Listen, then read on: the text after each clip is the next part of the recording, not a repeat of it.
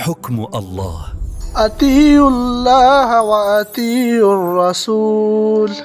Depression is nothing. آپ اپنے bed experiences کو ریکال کر کے اپنے انکمپلیٹ نالج کی بیس پہ فیوچر ہیپننگز کو ایکسپیکٹ کرتے ہو جو ذہن میں ایک اذیت کا سبب بنتی ہے.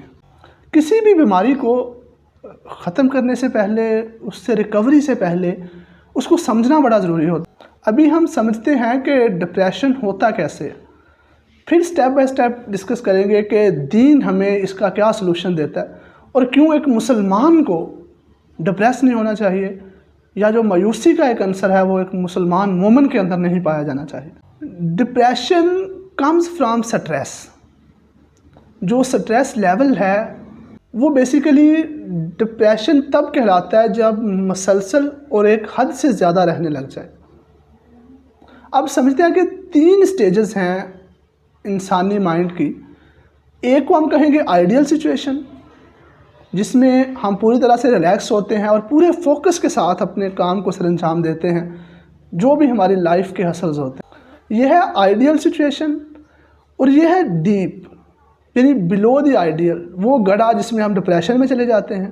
اور یہ ہے سپر ایکسائٹڈ اسٹیٹ، جس میں ہم فل انجوائے یا ہیپیلی لائف کو گزارتے ہیں. میں کہوں گا کہ آئیڈیل یہ ہے لیکن نارمل یہ نہیں ہے. نارمل یہ ہے.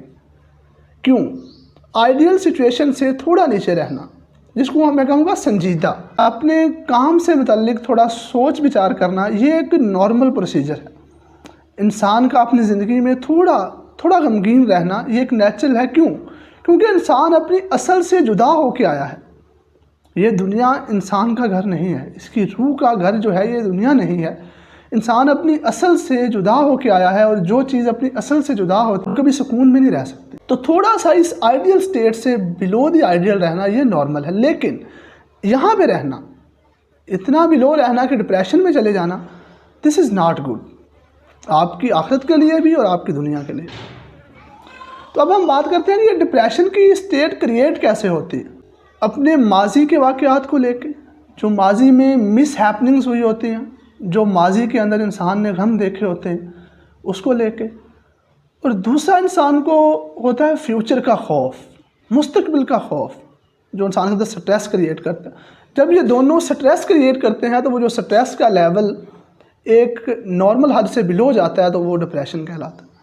اسلام نے ایک بہت خوبصورتی سے اس کا جو ہے وہ جواب دیا اور اس کا حل بھی دیا ہے کہ الا ان اولیاء اللہ لا خوف علیہم ولا هم یحزنون، کہ جو لوگ اللہ کے دوست ہیں، جو لوگ اللہ کے دوست ہیں، نہ ان کو کوئی خوف ہے نہ کوئی غم، یعنی نہ کوئی ان کو ماضی کا غم ہے نہ کوئی فیوچر کا خوف ہے.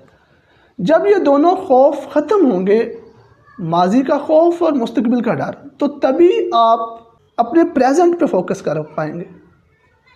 تبھی ایک انسان اپنے پریزنٹ پہ فوکس کر سکتا ہے جب اس کو نہ ماضی کا غم ہو نہ فیوچر کا خوف ہو. تو ان دونوں چیزوں کا حل کس میں ہے؟ اللہ کی دوستی. جب بھی کبھی ڈپریشن آنا شروع ہو، ڈپریشن محسوس ہو، تو آپ اس آیت کو الا ان اولیاء اللہ لا خوف علیہم ولا هم یحزنون اس کو پڑھیں، اور اس تصور کے ساتھ پڑھیں کہ آپ کا رب آپ کے گرد موجود ہے. آپ اپنے رب کے حصار میں ہیں. دنیا کی کوئی چیز آپ کو ڈیمیج نہیں کر سکتی بھی نہیں. کیوں؟ کیونکہ رزق وہ بھی اللہ تعالیٰ نے اپنے ہاتھ میں رکھا ہے، اور آپ کی عزت اور ذلت وہ بھی اللہ تعالیٰ کے ہاتھ میں. جب آپ کے یہ دونوں یقین اپنے رب کے ساتھ جڑ جائیں گے تو کوئی دنیا کا خوف یا ڈپریشن کا سوال پیدا نہیں ہوتا.